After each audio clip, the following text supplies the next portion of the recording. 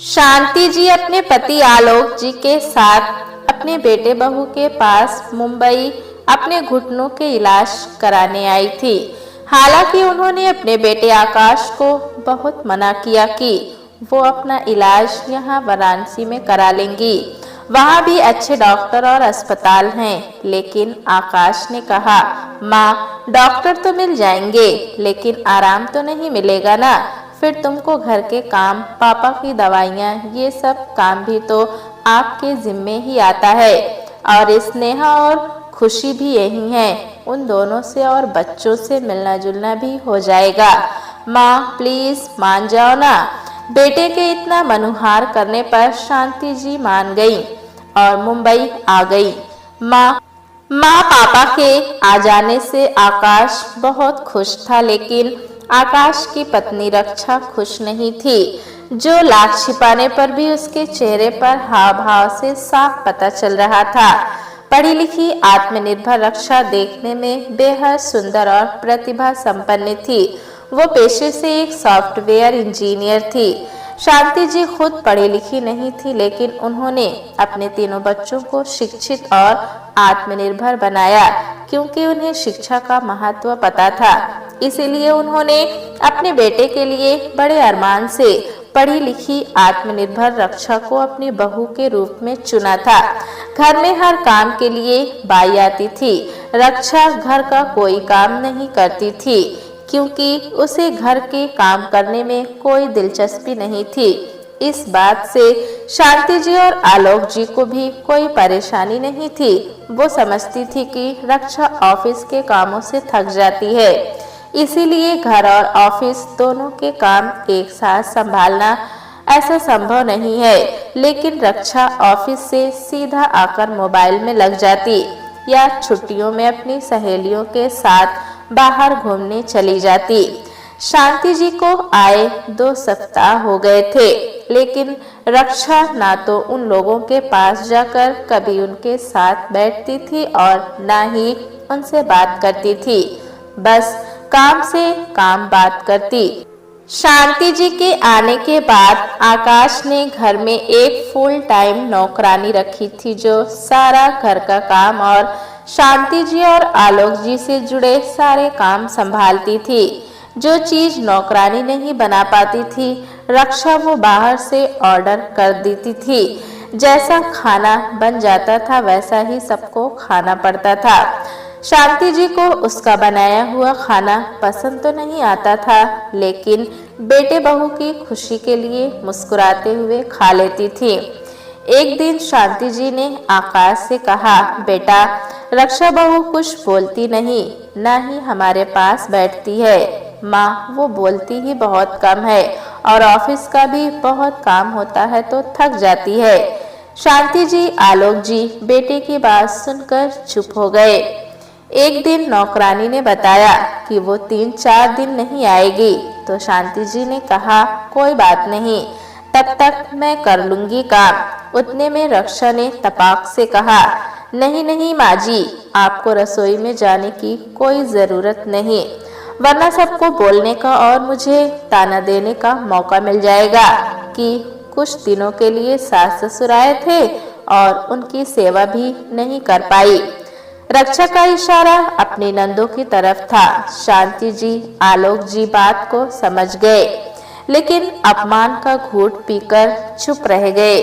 पिछले 3 दिनों से खाना और नाश्ता दोनों ही बाहर से आ रहे थे।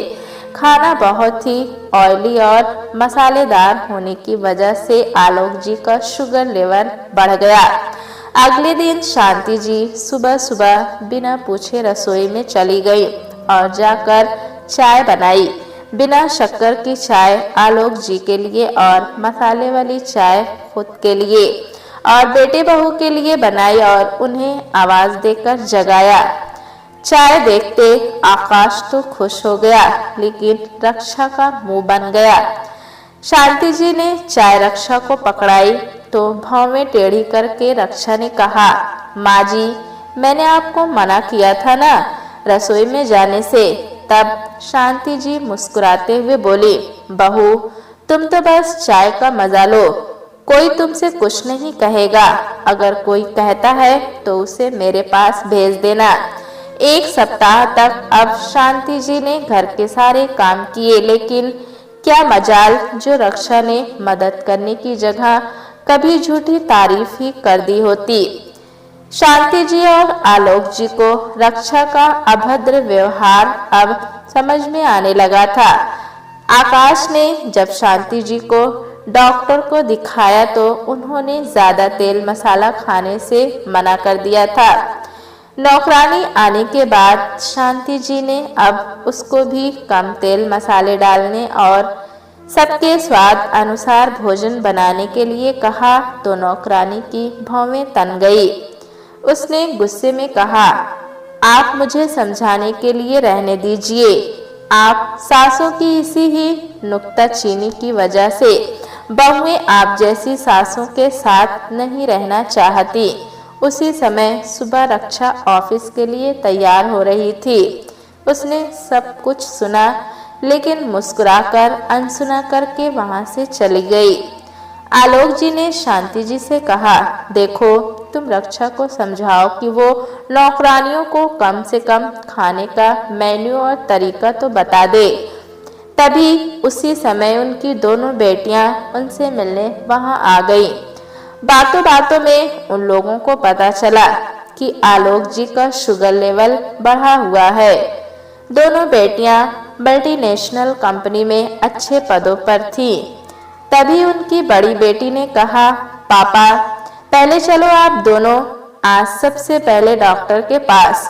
उसने अपने परिचय के अच्छे डॉक्टर को उन लोगों को दिखाया और दवा लेकर घर आ गए। तब शांति जी ने कहा, अरे तुम दोनों की आज छुट्टियां थी क्या? नहीं माँ, हमने छुट्टी ली है। अब हम 3 दिन तुम्हारे और पापा के साथ रहेंगे और आप दोनों को मुंबई दर्शन कराएंगे। आलोक जी इस मामले में पुराने ख्यालों के थे। उन्हें बेटी के ससुराल का खाना और बेटी के पैसे लेना दोनों मंजूर नहीं था। शाम को रक्षा और आकाश आए तो इस बार रक्षा का मूड दोनों नंदों को देखते खराब हो गया।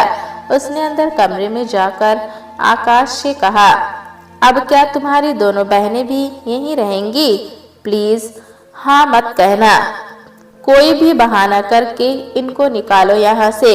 मैं एक साथ इतने लोगों को अपने घर में बर्दाश्त नहीं कर सकती। कैसी बातें कर रही हो रक्षा? धीरे बोलो, कोई सुन लेगा तो उन्हें बुरा लग जाएगा। अगली सुबह रविवार को सबकी छुट्टियां थी। सब एक साथ हॉल में बैठकर हंसी मजाक कर रहे थे। तभी शांति जी ने रक्षा को आवाज लगाई, रक्षा बेटा इधर तो आओ, कुछ देर हमारे पास भी बैठो, फिर तो हम सब कुछ दिनों में ही चले ही जाएंगे। शांति जी के अचानक बोलने से रक्षा सकपका गई और आकर उनके पास बैठ गई, लेकिन पूरा समय मोबाइल देखती रही और फिर बहाना करके उठकर वहां से चली गई। अगले दिन शांति जी मौका देखकर पहली बार उसके कमरे में गई और बड़े प्यार से अकेले में रक्षा को समझाते हुए बोली, बेटा मैं पिछले कुछ दिनों से देख रही हूँ कि तुम ऑफिस से आने के बाद भी फोन से ही चिपकी रहती हो। कभी ना घर का कोई काम देखती हो और ना हम सबसे बात करती हो। बेटा रिश्ते और घर नौकरानी के भरोसे थोड़े ही चलता है, खुद भी देखना पड़ता है, तभी घर ठीक से चल पाता है। जब से आई हूँ देख रही हूँ तुम उदास रहती हो। जो नौकरानी दे देती है बनाकर वो तुम सब खा लेते हो, ये गलत है बेटा। तुम नौकरानी से अपनी पसंद का खाना बनवाओ, बोलो थोड़े तेल मसाले डाले, राशन का हिसाब रखा करो। ये सब मैं खुद के लिए नहीं तुम्हारे भले के लिए समझा रही हूँ, ताकि सभी लोग स्वाद लेकर रुचि से खाना खा सकें और स्वास्थ्य भी ठीक रहे। शांति जी के इतना कहते ही रक्षा भड़क उठी। गुस्से में जोर जोर से चीखते हुए स्वर में बोली, मम्मी जी पहले तो आप बिना पूछे मेरे कमरे में चली आई और अब बिना मांगे नसीहत भी दे रही हैं। आपने हम बहुओं को समझ क्या रखा है? क्या हम बस एक चलती फिरती मशीन है जो घर का सारा काम चुपचाप करती रहे और सबके ताने उलाहने भी सुनती रहे और एक चूं तक भी ना करे? आपके बेटे की तरह मैं भी तो दिन भर मेहनत करती हूँ, मेरा भी दिमाग खर्च होता है, तो क्या मुझे थकान नहीं होती? क्या मेरा मन नहीं करता कि मैं भी घर आकर आराम करूं? मुझे पता है ये सब आप अपनी बेटियों को दिखाने सुनाने के लिए कर रही हैं। उनको बताना चाहती हैं कि मैं कामचोर हूँ क्योंकि मैंने 3 दिन बाहर से खाना ऑर्डर कर दिया था। अगर मैंने बाहर से खाना ऑर्डर कर दिया तो क्या कुछ गलत किया? आपको तो समय से आपकी पसंद का खाना मिल ही रहा था ना, फिर क्यों गई आप मेरी रसोई में ताक झांक करने? राशन बर्बाद हो या खाना, आपसे क्या मतलब? पैसे मेरे बर्बाद होते हैं ना, तो होने दीजिए, मैं कमाती हूँ, जहाँ और जैसे मर्जी करे खर्च करूँ। आपसे मांगती तो नहीं ना ही आपकी तरह किसी पर आश्रित हूँ। और आपकी सामान्य जानकारी के लिए बता दूं कि बाहर काम करने वाली अधिकांश महिलाएं ऐसा ही करती हैं। और हाँ, ये घर के काम मुझसे नहीं होते, ना तो मैंने कभी ये काम किए हैं और ना ही मुझे पसंद है। मैं आपकी तरह कोई अनपढ़ गंवार घरेलू महिला नहीं, कामकाजी महिला हूँ। शांति जी अवाक रक्षा का मुंह देखती रह गई। दरवाजे पर खड़े आलोक जी दोनों बेटियां और आकाश को समझ ही नहीं आ रहा था कि हुआ क्या जो रक्षा अचानक इतना चिल्लाने लगी। इधर शांति जी अपमानित नजरें झुकाए सोचने लगी कि क्या इसीलिए लोग पढ़ी लिखी लड़की को बहू बनाकर लाते हैं कि वो ससुराल आकर घर के बड़ों और माता पिता समान सास ससुर का जवाब देकर उनकी बेइज्जती करे? क्या पढ़ लिख कर अपने सारे संस्कार भुला दिए जाने चाहिए? तब आलोक जी ने कहा, वाह री हमारी पढ़ी लिखी कामकाजी बहू, जिसे ये तक नहीं पता कि बड़ों से बात कैसे करती हैं, वो मेरी पत्नी को घरेलू गंवार औरत कह रही है। तो तुम्हारी सामान्य जानकारी के लिए बता दूं कि इसी गंवार महिला ने तुम्हारे पति को भी संस्कार और शिक्षा दी है और हमने अपनी बेटियों को भी आत्मनिर्भर बनाया है। लेकिन इसका ये मतलब कतई नहीं कि वो अपने बड़ों का सम्मान भूल जाएं।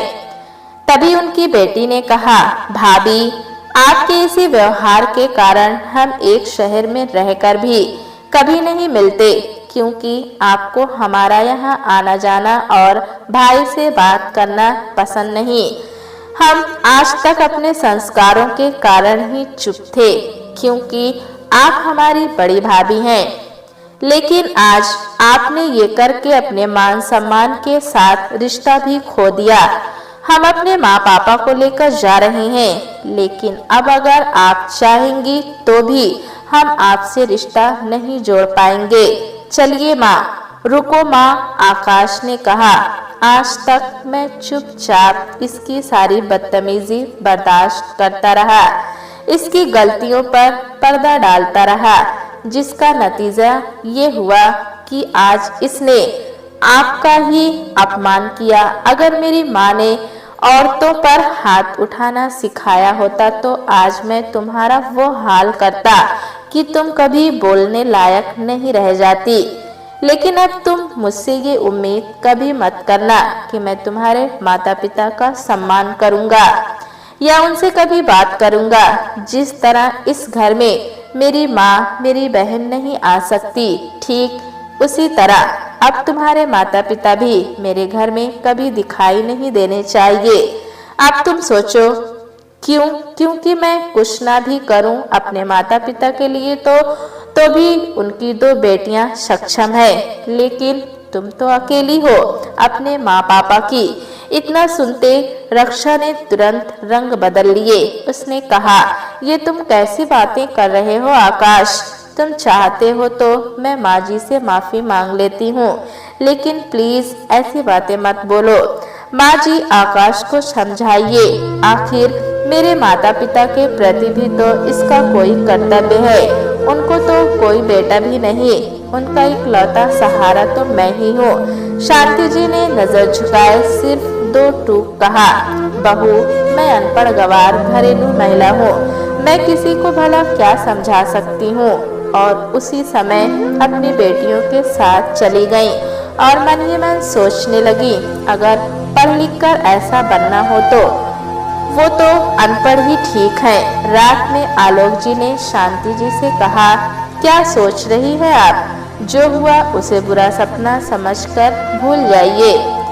हम 1-2 दिन में अपने घर वापस चले जाएंगे। अभी आपका पति इस काबिल है कि आपकी हर जरूरत पूरी कर सकता है।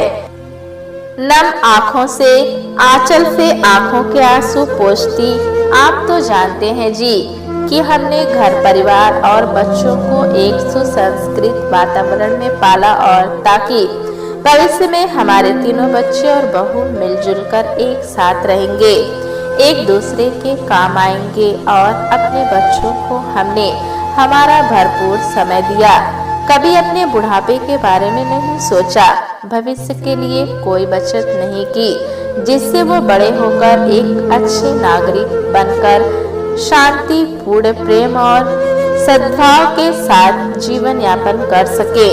पढ़ी लिखी बहू भी यही सोचकर लाए थे, लेकिन हमारा सोचा हुआ कुछ भी नहीं हुआ और वो इतना कहकर फफक कर रो पड़ी। प्यारे दोस्तों, कहानी कैसी लगी हमें कमेंट में ज़रूर बताएं। चैनल पे नए हैं तो एक लाइक और सब्सक्राइब करना ना भूलें।